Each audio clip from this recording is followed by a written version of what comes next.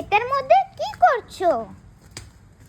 সবজি চাষ করেছি শখে, মূলো লাগিয়েছি, বেগুন লাগিয়েছি। তো এটা খাওয়ার কেউ নেই, এখন এগুলো তুলছি, যদি কেউ নেয় তাহলে তাদেরকে দিয়ে দেবো, তুলে রাখছি। কি সুন্দর মূলো হয়েছে আর কত লম্বা, কোনো সার দেওয়া না, কিচ্ছু না, খেতেও কিন্তু খুব স্বাদ।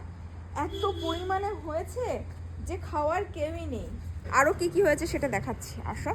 এই বেগুন, এটা হচ্ছে আমরা বলি এটা 16 বেগুন, তোমরা কে কি বলো অবশ্যই জানিও। আর এই সমস্ত জিনিস এখানে পাওয়া ভীষণ মুশকিল।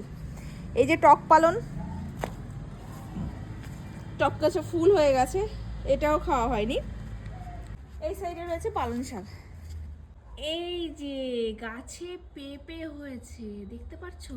এই গাছটা কিন্তু প্রায় 3 বছর পুরনো। পেঁপে খাওয়ার পর কোনোভাবে এই পাশে তার বিচি পড়েছিল, সেটার থেকেই দুটো গাছ হয়েছে।